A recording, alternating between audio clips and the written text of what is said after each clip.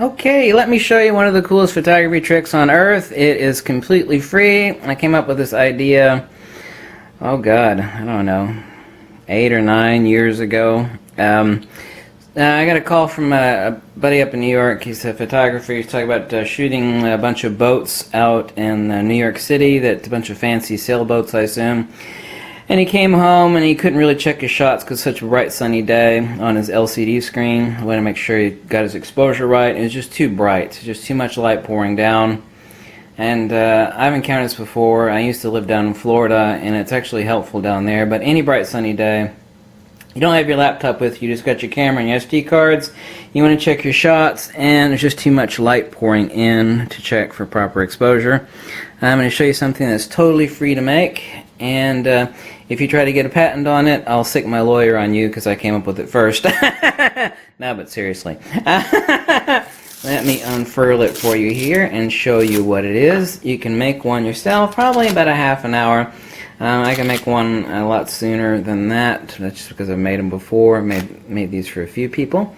You see there. Now, it's just made out of plastic. You could probably find in your basement. It's just, I think it's like 2 mil plastic. It's about 1 millimeter thick.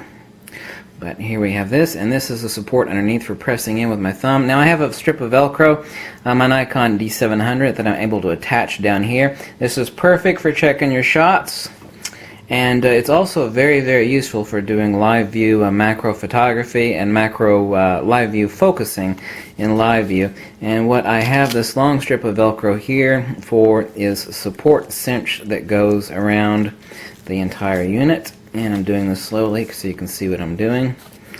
And there. Now it's rigid. So what does this do? This is the same sort of thing you actually see on $100,000 studio broadcast recorders. But obviously those are huge and metal. This is a simple little job. But I'm able to control my camera 100%. And the only thing I need to support this is a single thumb. I'm pressing it with my thumb, which I wouldn't have to do if I had a Velcro strip down here. But I don't have a Velcro strip on my D750. I do have it on my D700, so I'm able to attach that here. So that's what this bottom flap is for, and you'll see here in a second what I do. Okay, I'm pressing in with my thumb to the base of the vertical grip. This will work without a vertical grip too. You just have a flap that you're pressing up underneath from the bottom of the camera, and then I'm lifting it up with my thumb here. So you can see I have absolutely no support on this at all, other than my thumb. I'm pressing in with the bottom flap, and I'm pressing up with the knuckle of my thumb. This way I'm able to check all my shots out in the bright sunlight, and this really does, as a person called me today, he said, well, I need some help with this. I was like, well, I've already got that on the list. I've got a little device. He's like, really? I was like, yeah. I've already got that on the list, so I moved this up on the list for him, and I'll show you how it's designed really quick and how to make one yourself very fast and totally for free. The only thing you might have to buy is some industrial Velcro, but you can see how incredibly handy this is. I can be out in bright sunlight and check my shot, and this makes the difference. Even if you put your body over the camera in really bright light, you're still not able to check the shot properly or good enough. So let's take it apart and show you how I made this simplex little device, which folds up and fits in your pocket. Basically weighs only ½ ounce.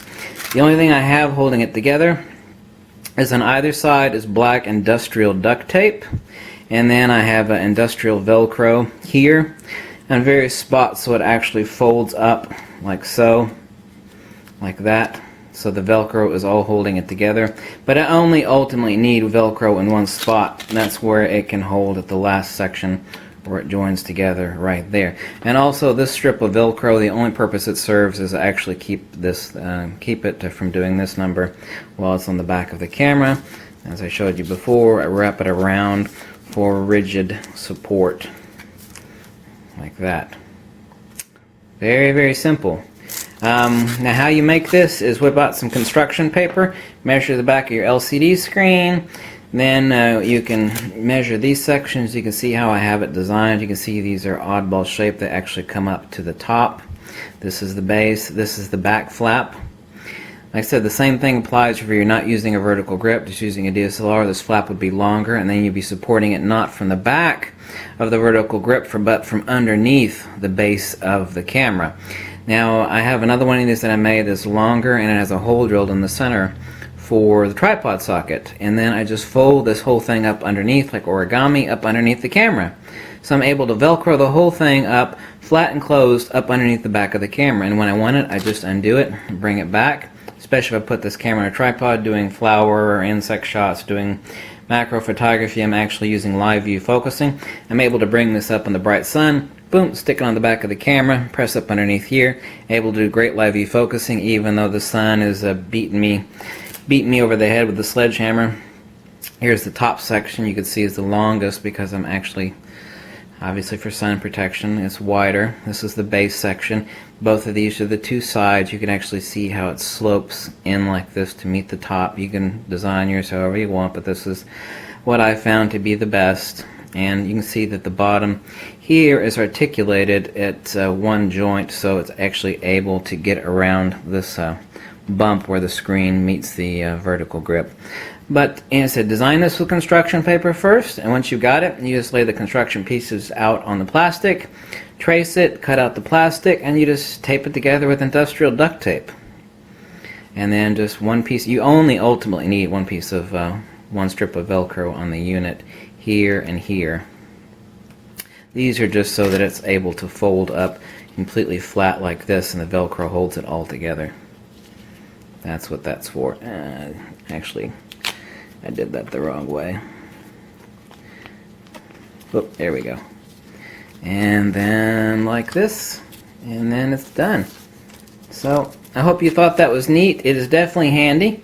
And I moved this up on the list. This was a video I was going to make, but I had a phone call today about this by a guy that a bunch of his shots were ruined before he was shooting the 4th of July and a bunch of pretty sailboats, because he wasn't actually able to check his shots afterwards, and it turns out they had bad exposure issues because the sun was just too overbearing as far as viewing his image on his LCD screen. So very simple, doesn't cost a thing. If you don't have any industrial Velcro, you might have to buy it, but that's it. It doesn't take up any weight, half an ounce or less. Fit in your pocket, fit in your camera bag, no problem. Thanks for watching. If you like this video, drop me a buck or two, or tell me to go jump off a cliff, whatever makes you happy, but I hope I could help you out in some way. I don't think I've ever seen this video before. I came up with it myself. Someone else might have actually, I've never seen anybody else create this. I know I came up with it in my own head, but I don't think there's another video out there about a device like this for your camera. And like I said, if you get a patent on it, my lawyer will be giving you a call. But make one yourself. Just don't try to mass produce it, okay? Thanks so much for watching. Bye.